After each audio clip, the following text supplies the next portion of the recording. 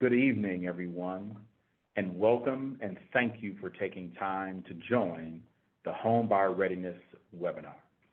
This webinar is being hosted by the St. Louis Development Corporation, the Office of Financial Empowerment, Neighborhood Stabilization Team, and the Community Development Agency to provide educational information to St. Louis residents on upcoming programs and tools that support empowerment.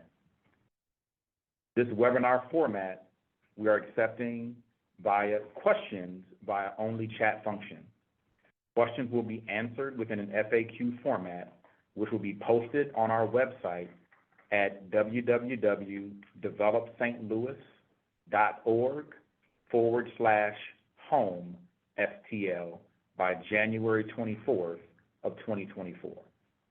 In addition, this session is being recorded and will be shared on multiple social media platforms, along with a PDF of slides being presented. Thank you for your questions and attendance as you start your journey to homeownership. My name is Lance Knuckles, Senior Vice President of Strategic Growth with the St. Louis Development Corporation. I have the honor of being your host, and my co-presenter will be Reginald Garth, the Financial Wellness Coach and Certified Credit Counselor with the National Association of Credit Counselors. Our session will be focused on a new program information being provided and launched by SLDC, and our wellness coach will do a comprehensive overview of a guide to home ownership.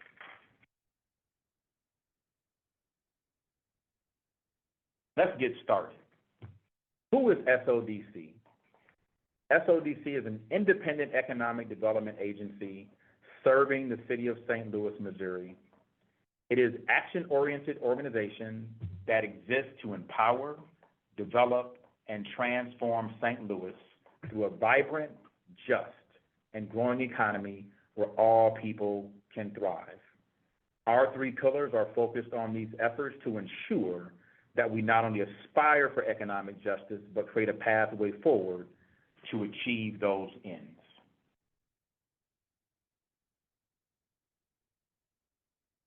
St. Louis Development Corporation, in partnership with the City of St. Louis, has launched the Economic Justice Action Plan.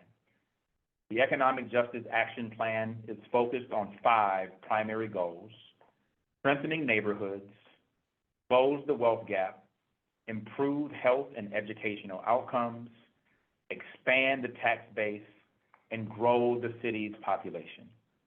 These goals will be supported and are supported through action through the 3 pillars of the Economic Justice Action Plan. That is economic empowerment, equitable and inclusive development, and neighborhood transformation. This work is critical and vital to achieving economic justice for the city of St. Louis.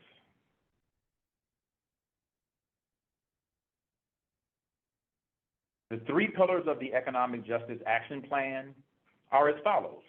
Again, equitable and inclusive development, which leverages real estate development and business retention and expansion in efforts to catalyze equitable and inclusive growth. This pillar is focused on our ability to attract business opportunities and residents and businesses to our great city of the city of St. Louis. Neighborhood transformation is leveraging all community assets to transform physical, social, and economic aspects of historically disinvested and marginalized neighborhoods to build their collective capacity and wealth-building opportunities.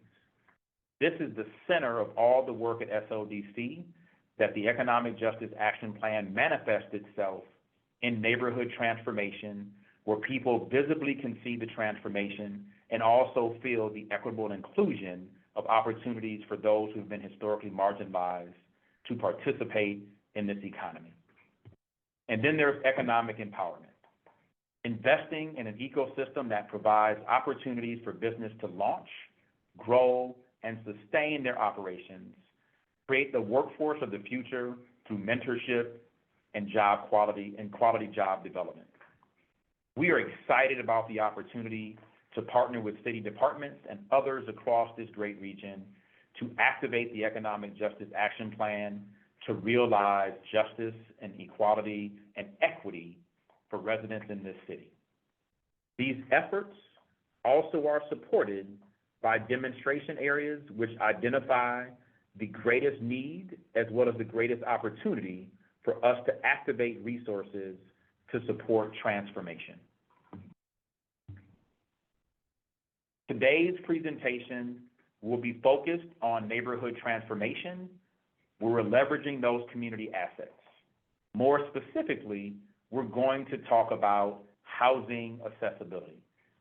As defined in our Economic Justice Action Plan, we have three objectives: to increase the pipeline of homeownership and affordable housing opportunities for residents, to fund the production and preservation of housing as diverse as our city's population, and work with other city departments to improve the code enforcement process that allow us to have a growing and thriving city.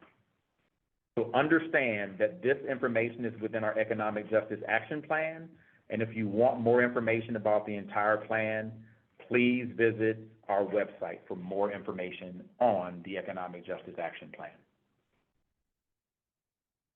As we talk about housing accessibility, we at SODC, along with our other city departments, have defined a series of projected outcomes and goals and the desired impact that we seek to have.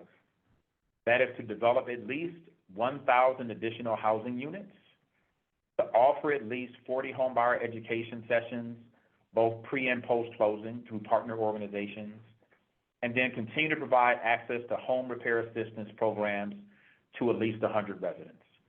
These are activations that SODC and other city departments, more specifically our Community Development Administration, are making great progress on, but we wanted to ensure that you are aware that these activities are moving forward and that the program we'll spend some time talking about today is accelerating the efforts for us to create access to housing across our city.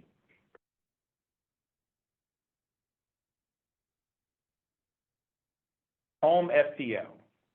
We're really excited about the opportunity to be bringing forth a home buyer assistance program to support residents accessing affordable housing.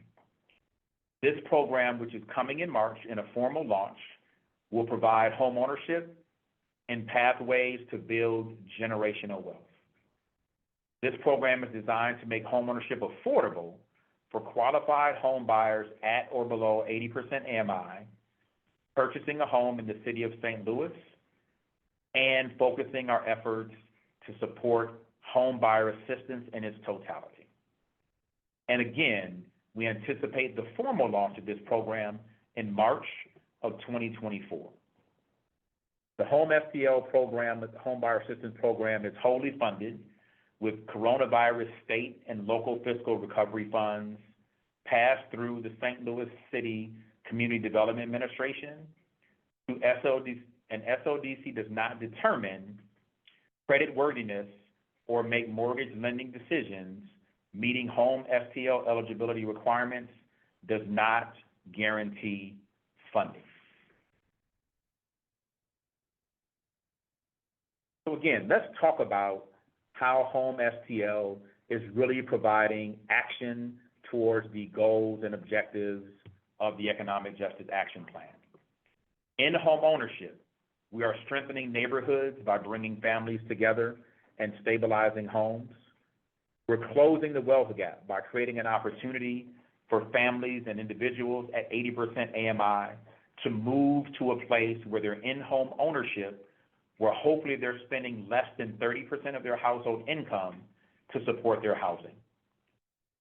To improve health and educational outcomes. As families find stable housing, we create greater opportunities for families to have more growth and positive environments as they engage with the educational system, and mobility to and from school and accessing the opportunities along the way.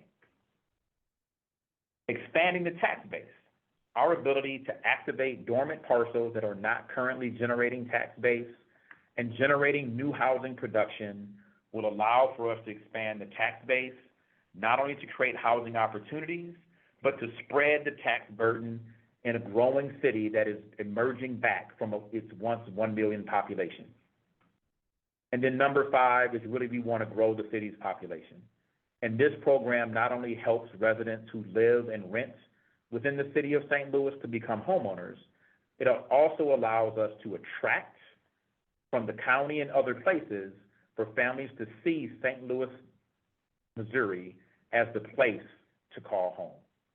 And so this neighborhood transformation is really important for the Economic Justice Action Plan and neighborhood transformation for all residents in the city of St. Louis. Let's do a deeper dive into what Home STL is all about. This slide in front of you provides more information about the requirements for this program and also eligibility and how the program works.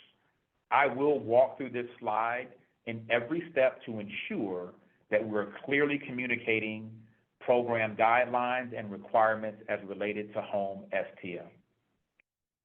Home STL is designed to provide homebuyer assistance to first-time homebuyers seeking to purchase a home in the city of St. Louis and or purchase a home within a HUD-qualified census tract. I want to take a pause here. First-time homebuyer is defined as a homebuyer who has not owned or co-owned a home in the last 3 years and must not have any ownership interest in residential real estate at the time of closing using these funds. This program is also about eligible and credit qualified home buyers being able to use funds for closing costs, down payment assistance, permanent interest rate reduction, prepaids, and or principal reduction, but there is no cash back to the borrower. So when we talk about home buyer assistance, we are offering this program to provide more than just down payment assistance, but for other costs and expenditures that are a part of the home purchasing process protocol. In addition, Home STL is a forgivable loan with 0% interest and no monthly payments for up to 15 years, and that 15 years is based upon the affordability period of the amount of funds that any resident may use within this program. I want to spend some time talking about Home STL requirements. First of all, a home buyer must be a first-time home buyer, as described earlier, as a home buyer who has not co-owned or owned a home in the last 3 years. Household income limits cannot exceed the City of St. Louis 80% AMI income guidelines, and that is the entire household, which would include any resident living in the home, 18 years of age, and working, that would contribute to household income.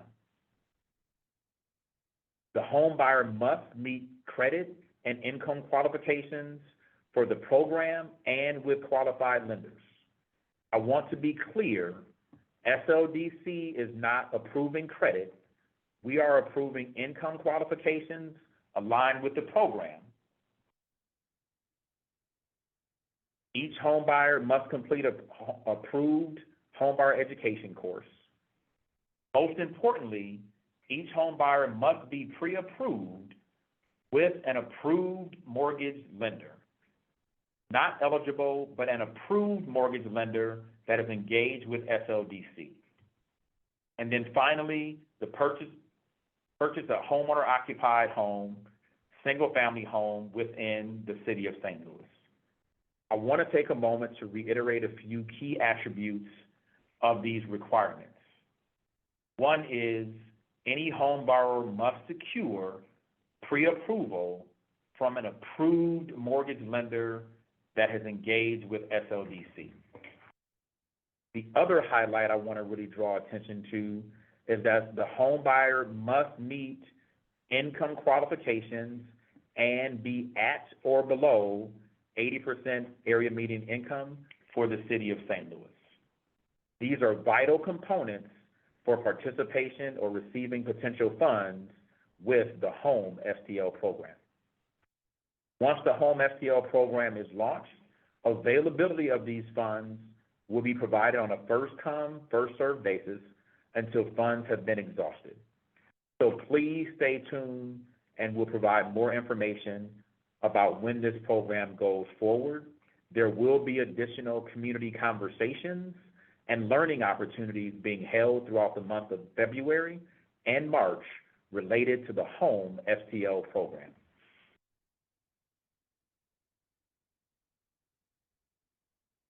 Would like to take a moment in time to talk about the Home STL Home Buyer Roadmap. We've taken an opportunity to really define the 4 critical steps in engagement with the Home STL Home Buyer program. The first step in the journey is our program portal. In that program portal, there will be the program guidelines and eligibility. We will list resources for home buyer education, information about how to engage approved lenders, and also information about other community resources related to home buyer education and home buyer readiness. More specifically, the program portal will provide a readiness self-assessment for your home ownership journey. This assessment will allow you to answer a series of short questions to give you some sense of whether or not you're ready to move forward in the program, but this questionnaire or this assessment does not prevent you from engaging within the process based upon the information that's provided as you consider moving forward. The second stage is the pre-approval stage. This is where you secure a pre-approval from SLDC approved lenders. You will also secure SLDC's preliminary income verification documents. In those income verification documents, it would include all the information that relates to eligibility guidelines that are requirements for this program. Upon the approval of your lender and upon the approval of verification of income from SLDC, SLDC will reserve funds at this moment in time for up to 90 days with one potential extension of 45 days to get you to closing. I want to say that again, is that at this moment in time, you will receive a reservation of funds for 90 days that could be extended for another 45 days if you have an identified closing date that is just outside of the 90-day process from the reservation of funds. Step 3 is the approval process. SODC approved lenders provide all required program and income verification documents. SODC conducts our income verification, and SODC completes final program funds approval that have been set aside for you if you have been approved during the pre-approval process. The final step in this journey is the home purchase and or closing. You have a closing date that's defined. SODC approved lender prepares all closing documents, including SODC required legal documents. SODC approved home buyer signs closing documents, which would include home ownership assistance legal documents, promissory note, deed of trust, and recapture agreement. And then SODC provides funds at the closing table. It is within normal business practices for the steps 2 through 4 to take potentially 90 days.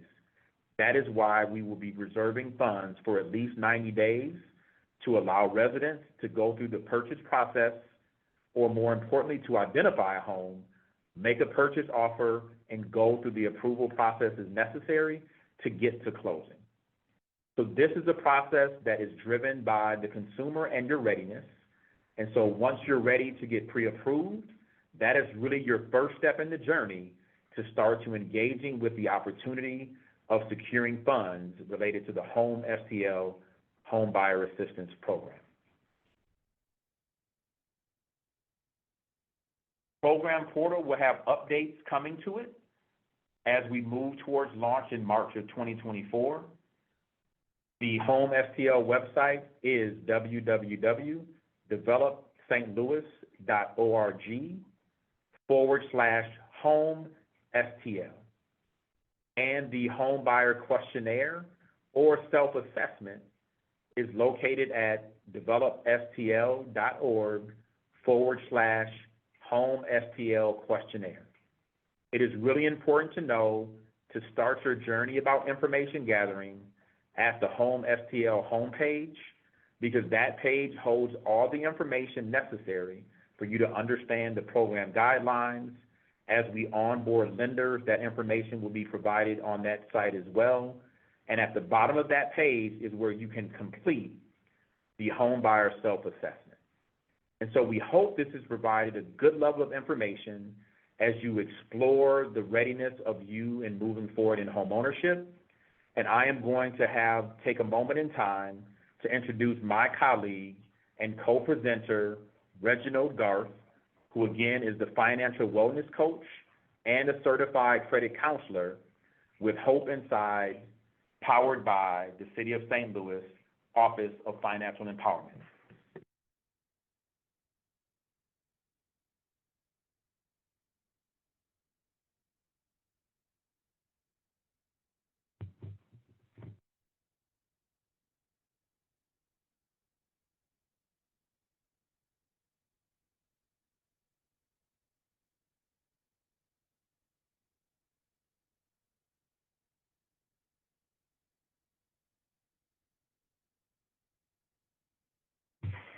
Good evening, one and all out there in viewer land. I am Reginald Garth, and I am the Financial Wellbeing Coach and Credit Counselor for the Office of Financial Empowerment through Operation Hope, Hope Inside. So I want to thank you all for your time and attention. I just want to give you all a basic overview. I know that there are some that may want to have like an in-depth and kind of give you all the nuts and bolts and everything, but I just want to give you really just the meat and potatoes, because that's the most important thing there, because the journey in home ownership has lots of turns and twists. I just want to help you with getting just the most out of this in the simplest way possible. To tell you a little bit about the Office of Financial Empowerment. It is a public-private partnership that helps citizens make better financial decisions to ultimately be your best financial self. It was founded in 2014 by then Treasurer, now Mayor Tashara Jones. OFE has an office in City Hall in room 220 to provide financial education and credit counseling free of charge. That's right, my services are the low cost of free $99. If you act now, you can get a 2-for-1 special. But OFE works with banks and nonprofits to provide financial management classes on various topics, including how to purchase homes, entrepreneurship, investing, and public service loan forgiveness. So, all that out of the way, let's talk about the main reason why we're here. Let's get in the house. A guide to home ownership. So, let's kind of talk about it up front here, that there are lots of benefits to home ownership. These are just some of the basics right off the top here. First off, home ownership is the best and fastest way to build wealth and establish a healthy credit life. It provides stable investment. Home ownership does build equity, and building equity means increasing the difference between your home value and the amount that you owe on your mortgage. Rent does not build equity at all. Tax benefits. Interest paid on a mortgage is deductible under the tax code. I believe it is up to $750,000 on the federal, but of course that's just kind of a little bit more advanced. But just so that you know, there are tax benefits involved with the interest paid on a mortgage is deductible under the tax code. It also helps to build a sense of community. Home ownership cultivates community because you and your neighbors have financial stake in your neighborhood as a collective. There's future planning. As you pay your mortgage and build equity that can be used later to pay for things like home improvements and or life goals. And of course, as always, be prepared, be prepared, be prepared. Understand that there's a personal responsibility that comes with home ownership. You want to be prepared for those things because life do be lifing, as you all know. So let's talk about before you buy. Did you prepare your finances? How much can you afford? Check your credit. Where are you credit-wise? And what do you need to get to where you need to be? Did you pre-qualify for the right loan or the right loan that works for you? What works best for you? And also understanding the difference between pre-qualify and pre-approved. Do you have a realtor, someone who's advocating for you in your search to choose the right kind of house and has your best interest in mind? And did you lock in that rate? When that offer is accepted, did you lock it in? So we're going to talk about the first thing here, which is preparing for your finances. And this is definitely something that's very near and dear to my heart because I want to help you to prepare you for your finances. That's why I'm the credit coach. And again, my services are free, so I'm always ready and willing and able to help you understand that you want to take into account before you begin your home shopping journey. Are you taking into account your income? Are you taking into account your debt, savings, your other financial obligations?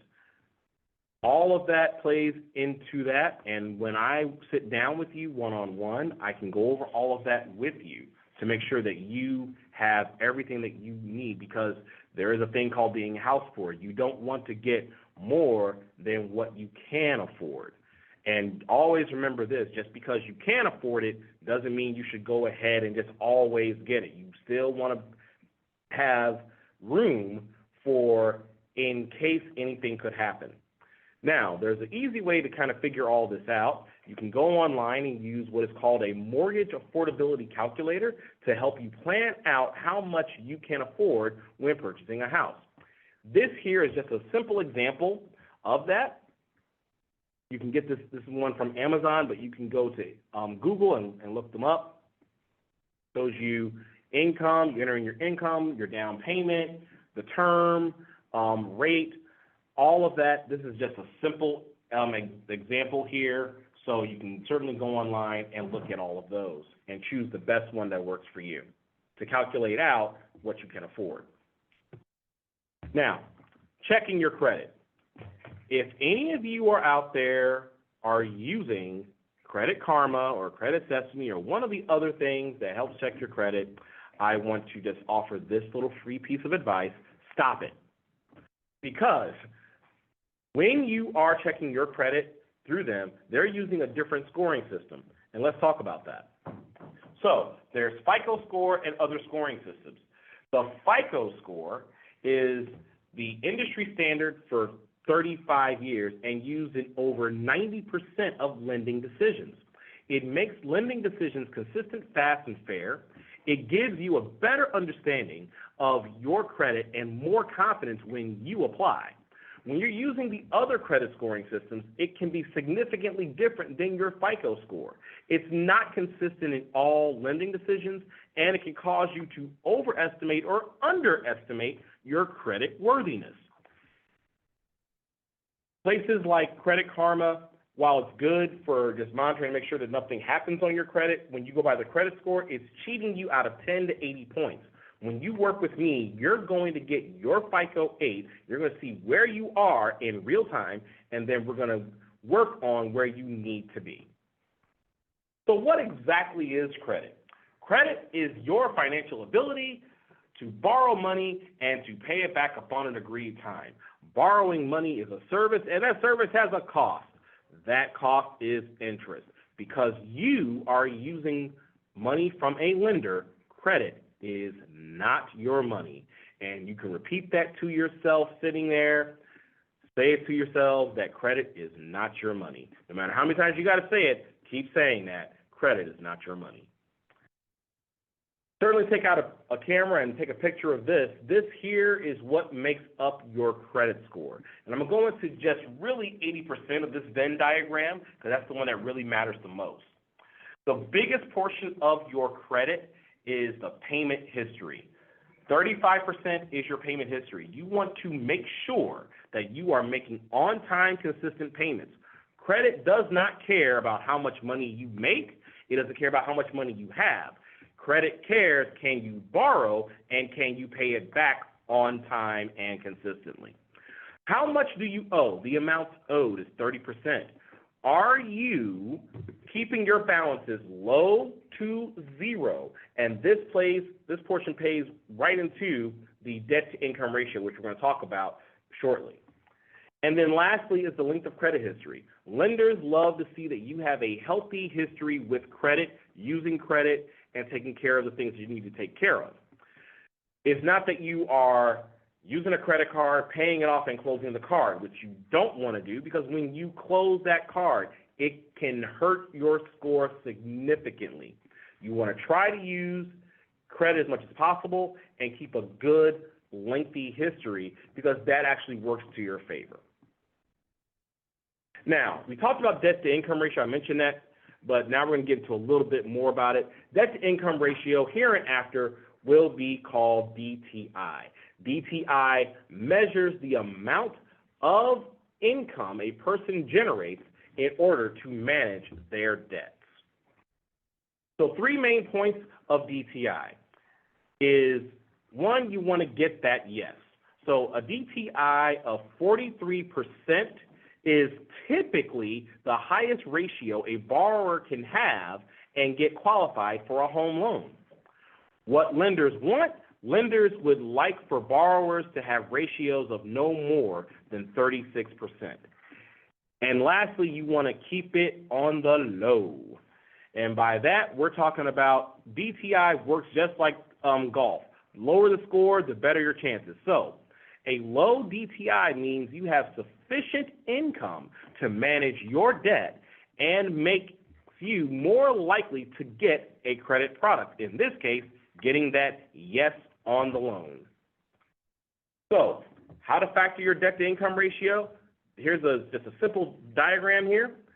Add up all your monthly debts like you would in your budget. You add all those up. Then you divide by your gross monthly income.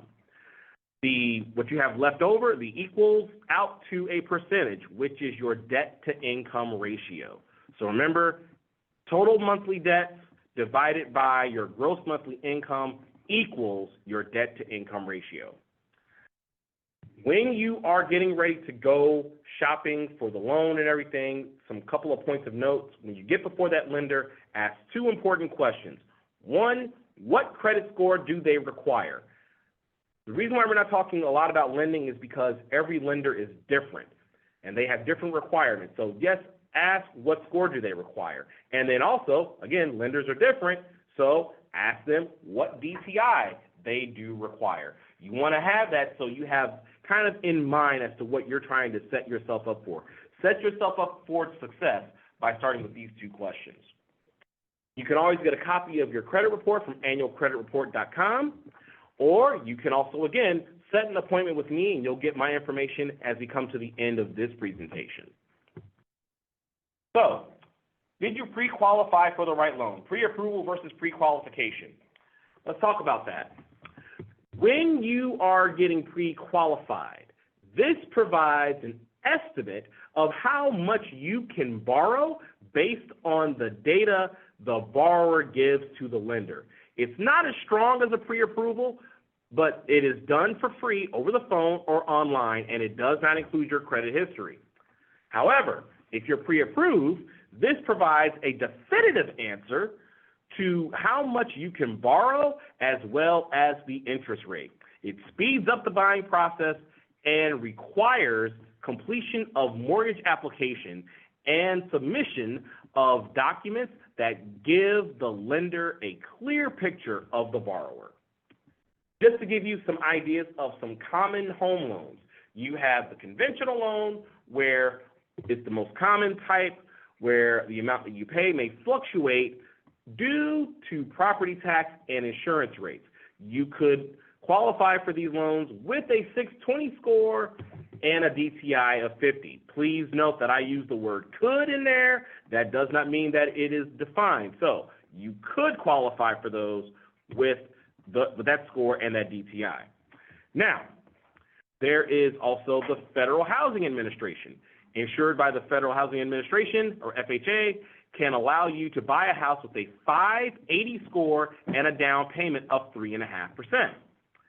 Then there's the Veteran Affairs, the VA loan, where these loans are insured by the Department of Veteran Affairs. You can buy a house with zero down and with lower interest rates. However, you must meet service requirements of the United States military to qualify. And then, of course, there's the fixed rate, where the fixed rate has the same interest rate and principal payment throughout the life of the loan. Amount may fluctuate due to changes in the property taxes and insurance rates. So just real quick, what do you need for the loan? This is just typical documentation that's needed from borrowers to complete the mortgage loan. 2 years of most recent W-2s. You want to have 2 years most recent federal tax returns, most recent pay stubs covering at least 30 days, most recent 2 months of quarterly statements of checking, savings, investment, and retirement accounts if you have those. You want to have all the pages there. You want to have name and phone number of your insurance agent, and of course a government-issued ID like a driver's license. So you just want to have all those things there. And of course, your realtor and your lender will, of course, also go over all this with you in fuller detail. So get a realtor. Get yourself a realtor. It is dangerous to go out in the adventure alone without a guide. So why a realtor? Real estate agents will guide you through the home search by helping you meet and stay on budget. Realtors provide objective information and opinions, gives you an expanded search power. It helps in negotiating the sale. You get up-to-date knowledge on what's going on in the industry, and of course, fair and ethical treatment. So make sure you choose the right realtor for you that's going to help you to accomplish all those things that I just mentioned. It's closing time. So when should you lock in a rate? After you have shopped your lenders and are approved for a home loan, you want to lock that interest rate in. You should feel comfortable with the rate, which results in the monthly payment that fits your budget. Now, keep in mind that lock periods can typically be for like 45 to 60 days. And additionally, when shopping lenders, you get 45 days to choose your rate. This is called rate shopping. Rate shopping is when you are applying for a home loan, your credit score is pulled once and it's counted against you. If you apply for other home loans during the 45-day period, your credit score is not affected when you're shopping for that like product. And when you work with me on your credit, I will go into more detail about rate shopping and how that can really help you in the long run. So we have your mortgage payment. So just a quick breakdown of all the components of your monthly mortgage payments. You have the principal and interest. This is, your principal, of course, is just, what you borrowed, and then, of course, the interest that's tacked on top of that. And there is a schedule table that shows you all of that. You have the escrows, or the property taxes and homeowners insurance, and then you have the mortgage insurance. When it comes to the escrows, those are items that your lender collects through your monthly mortgage payment and pays on your behalf. Any overages are refunded to you, while shortages will be factored into monthly payments. When we're talking about mortgage insurance, this is when you have less than 20% equity in your home, and monthly payments will include mortgage insurance, better known as PMI, or private mortgage insurance. When it comes to closing costs usually consist of the following: the origination fee, the appraisal, credit report, flood letter, title insurance, title transaction fees, courier fees, recording fees, and, of course, your survey. Other charges may include the following: inspections, as applicable, such as like building, radon, termite, re-inspection fee for new construction, and other municipal inspections.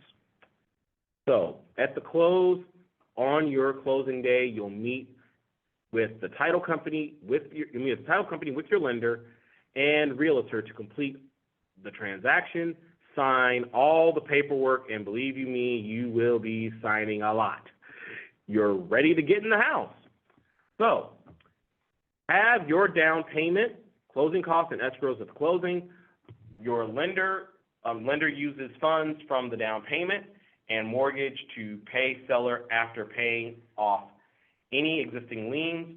Listing and selling agents are paid from the transaction itself per the contract with the buyer and seller. And at the end of all this, you get the keys to your home after getting the yes on your loan.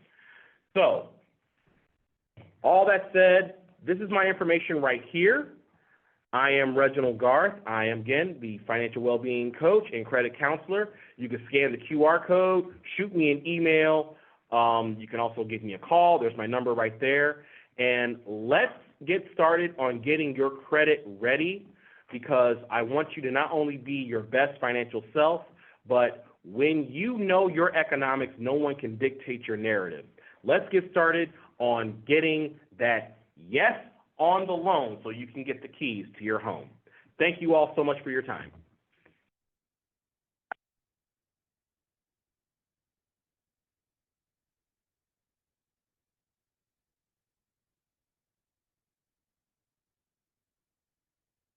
Wow, that was a lot of great information. Reginald, it's always a privilege to have you engage with us and residents of the city of St. Louis. It has been an honor presenting to you all this evening. We encourage you to stay connected for more information at www.developstlouis.org/home-STL. And as a reminder, an FAQ format will be posted on our website by January 24th. In addition, these sessions are again recorded and will be shared on multiple social media platforms, along with the PDF of the slides that we shared today. Thank you so much for the questions and the attendance as you start your journey to home ownership. Have a wonderful night.